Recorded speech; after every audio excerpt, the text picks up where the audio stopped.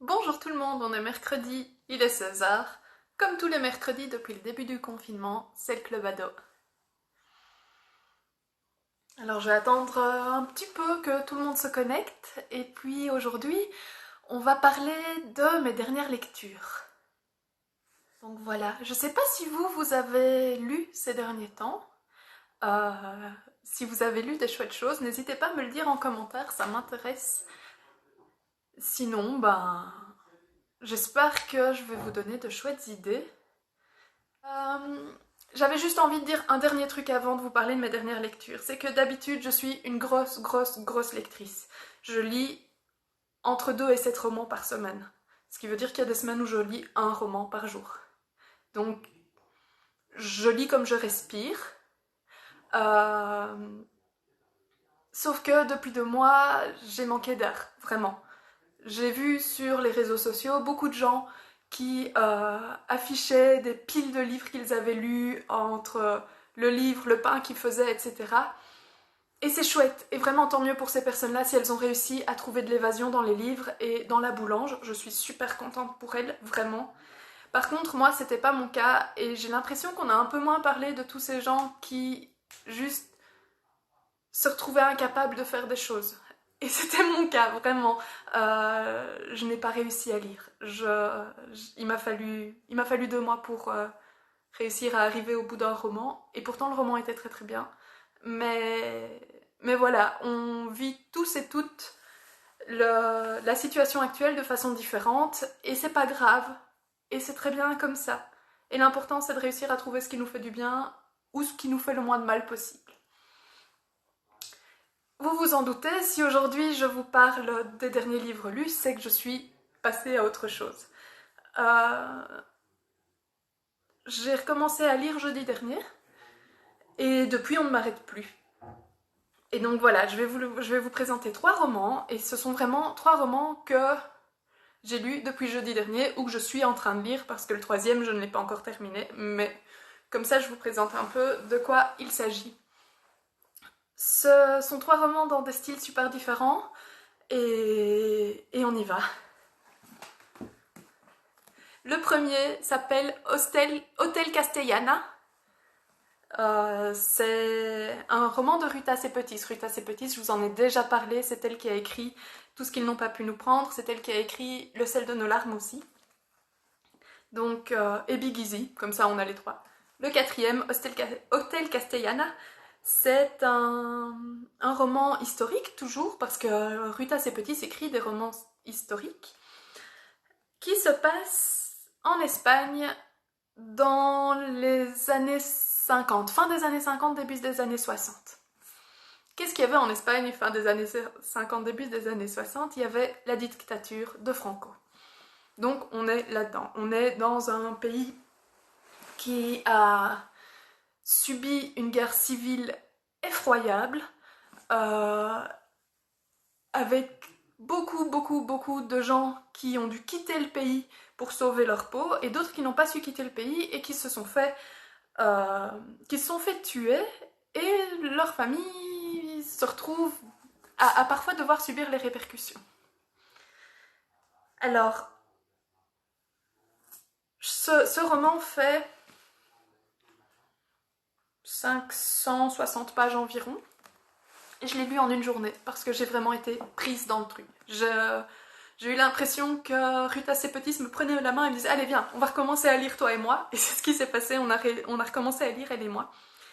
J'ai trouvé ça extrêmement intéressant. Ruta Sepetys, quand elle écrit un roman, prend du temps vraiment pour se documenter. Elle ne fait pas les choses à moitié. D'ailleurs, si vous regardez à la fin de ses romans, elle met des bibliographies. Donc elle vous met les sources sur lesquelles elle s'est basée pour écrire ça.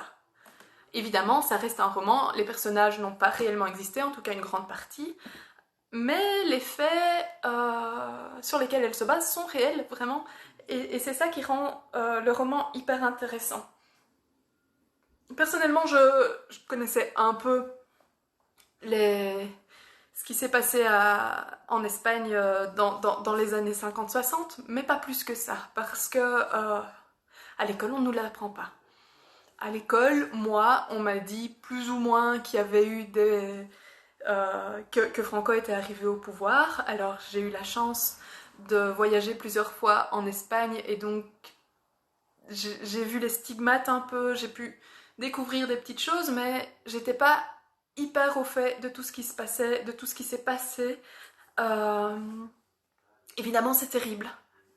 C'était une guerre et les répercussions des guerres sont terribles et les atrocités que des êtres humains sont capables de faire à d'autres êtres humains sont inimaginables pour moi.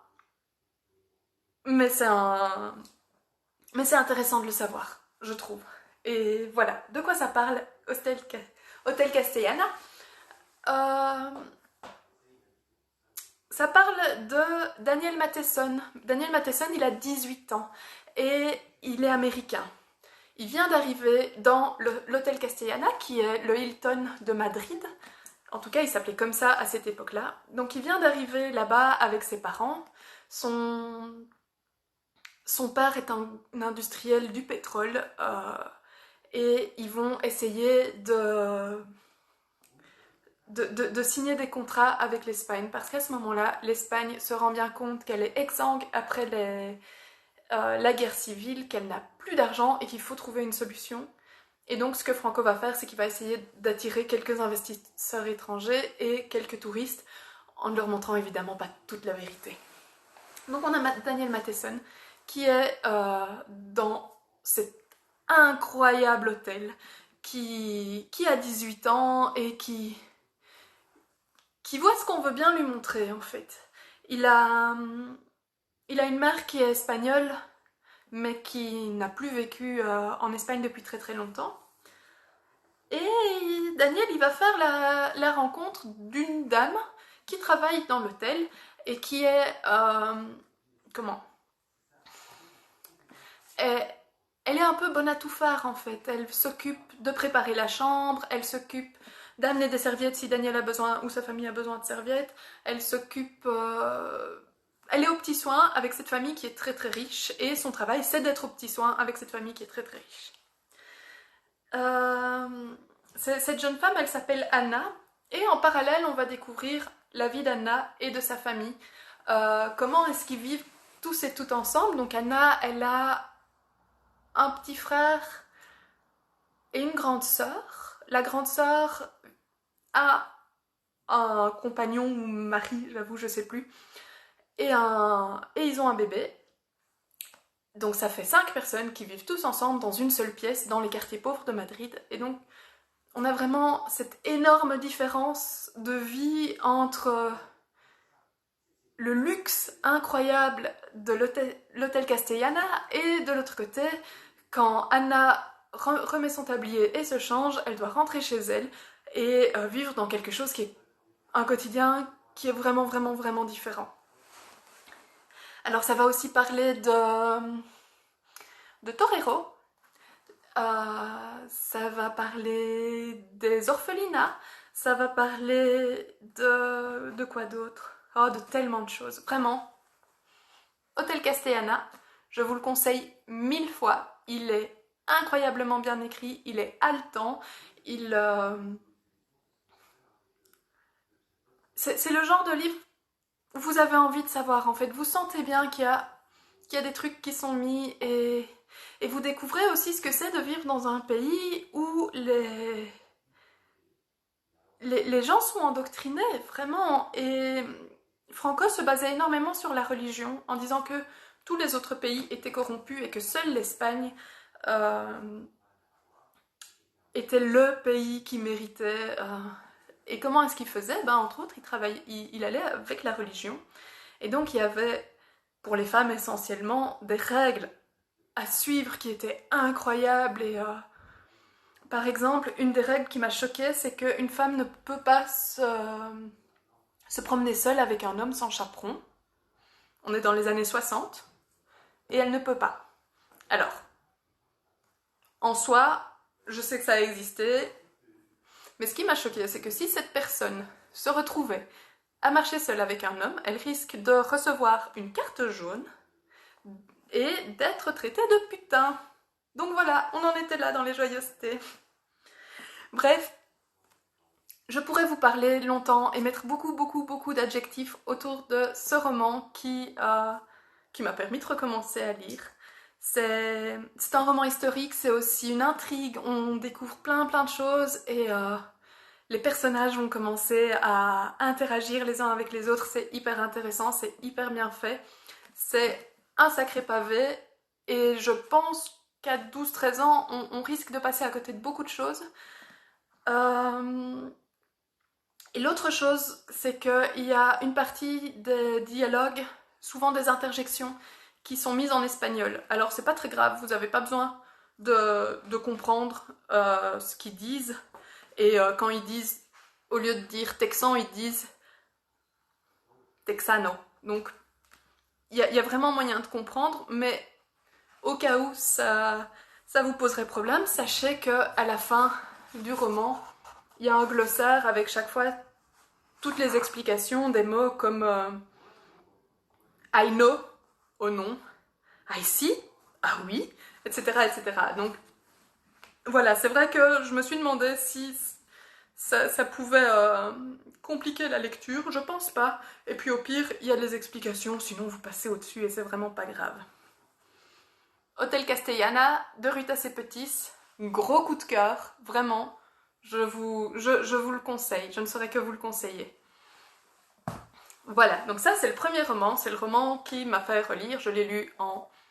Allez, j'exagère peut-être en disant une journée, mais une journée et demie, et je n'étais là pour personne. Depuis, j'en parle à tout le monde, dont vous. Voilà, c'est cadeau. Le deuxième roman dont je voulais vous parler, c'est celui-ci. C'est Le Majordome et moi, de Gary Schmidt. Alors, Gary Schmidt, c'est aussi un auteur dont je vous ai déjà parlé. Il a écrit Autour de Jupiter, qui est un roman qui est incroyable, qui m'a beaucoup fait pleurer, évidemment, parce que je suis un cœur d'artichaut. Il a aussi écrit Jusqu'ici tout va bien, qui était dans le prix Farniente il y a 2 ans, La guerre des mercredis, et j'en oublie peut-être un, mais voilà, il a écrit plusieurs romans, la plupart sont à l'école des loisirs, celui-ci est à l'école des loisirs. Et c'est une personne absolument adorable que j'ai eu la chance de rencontrer puisqu'il est venu faire une rencontre avec des classes à la bibliothèque. Et quand j'ai vu qu'on avait son nouveau roman, je l'ai pris, je me suis dit, valeur sûre, avec lui, ça va bien se passer. Et effectivement, ça s'est très bien passé. Gary Schmidt n'est pas du... On n'est plus du tout dans l'historique, vraiment. Ici, on est plutôt dans une histoire réaliste. C'est l'histoire de Carter Jones. Alors Carter Jones, c'est un adolescent, il est en 6e, mais je vous avoue que... Qu'est-ce que c'est la 6e par rapport... Alors, c'est un roman américain qui est traduit par une Française, lu par une Belge, et les systèmes scolaires ne sont les mêmes nulle part. Donc j'imagine que c'est un jeune adolescent, il doit avoir 12-13 ans environ. D'après ce que je lis, ça m'a l'air d'aller.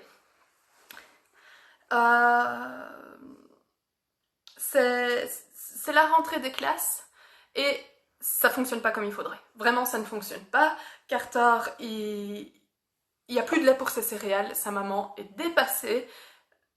Il y a une de ses sœurs qui est en train de faire une crise parce qu'elle ne trouve pas sa chaussette jaune pour aller à l'école, et on sait qu'une chaussette jaune, c'est le signe que ça va bien se passer. Donc si elle ne sait pas mettre ses chaussettes jaunes, sa journée va mal se passer. Leur chien, qui est un teckel, vient de vomir. Tout ça en 10 minutes. Et dernière chose, leur voiture a rendu l'âme. Il va falloir aller à l'école. Ça va être la rentrée des classes. Ça part pas bien. Et donc on a Carter qui est chez lui, au milieu de tout ça. Il n'y a pas de papa parce que son papa est militaire et est pour le moment basé en Allemagne. Et le matin, la sonnette sonne. Alors la maman de Carter, qui est complètement dépassée, demande à Carter d'aller ouvrir la porte en lui disant si c'est l'armée, tu réponds, sinon j'ai besoin de rien, je veux pas qu'on me refourgue quoi que ce soit. Carter ouvre la porte, trouve un bonhomme assez spécial avec un énorme parapluie au-dessus de lui, qui lui parle d'une façon assez bizarre.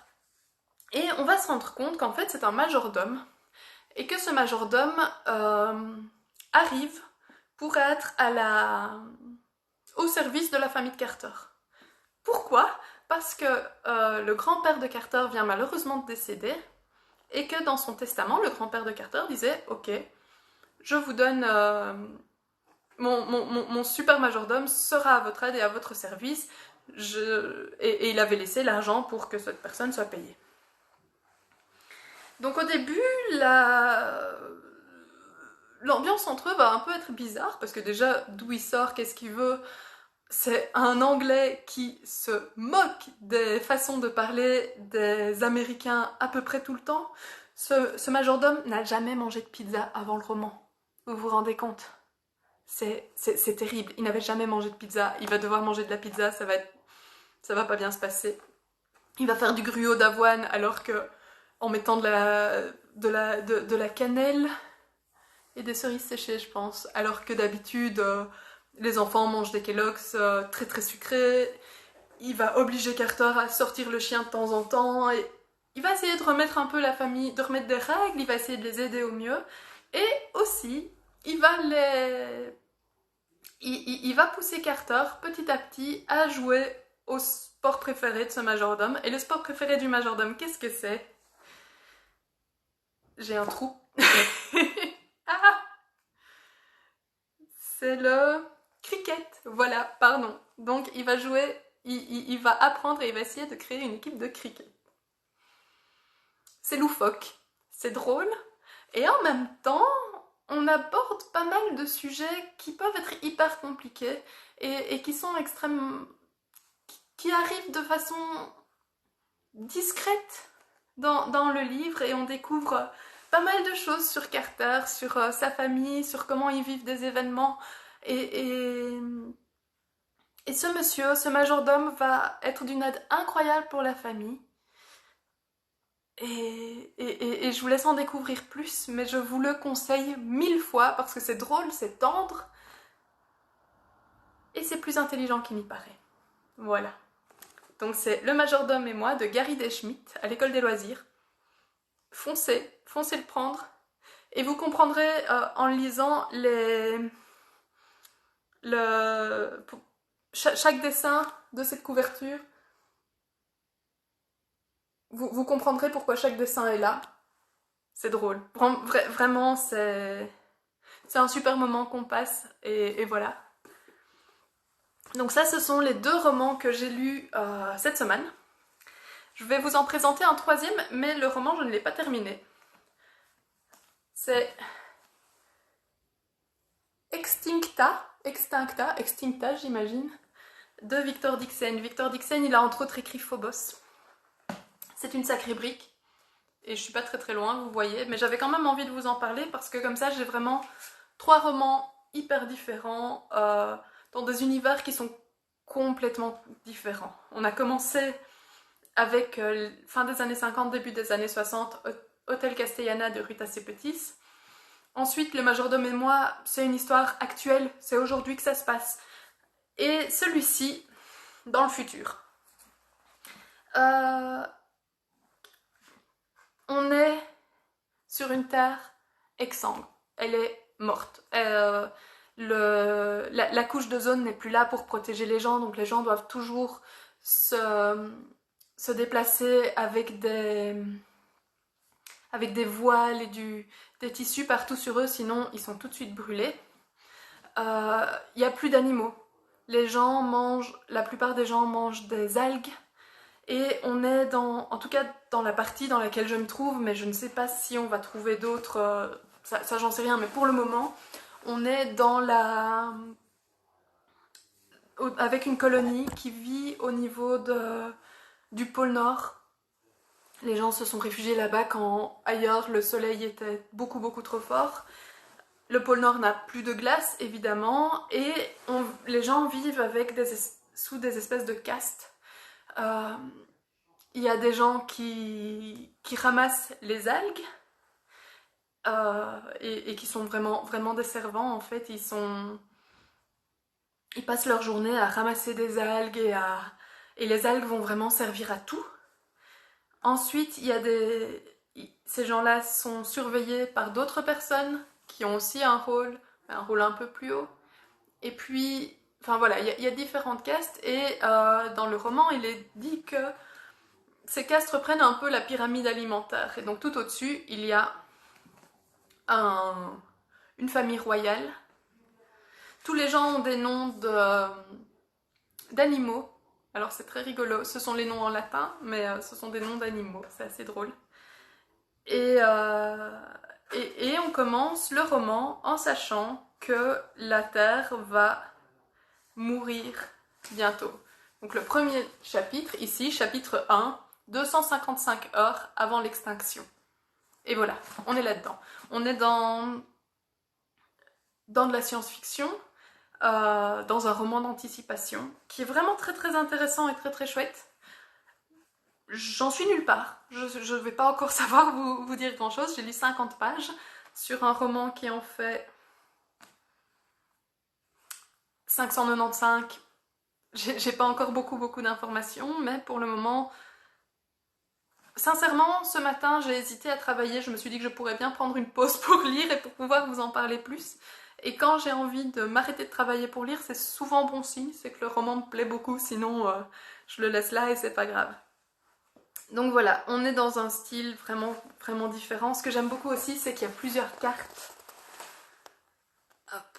Vous voyez, ils imaginent pas mal de cartes et des mondes différents. Et voilà, je l'aurais fini assez rapidement.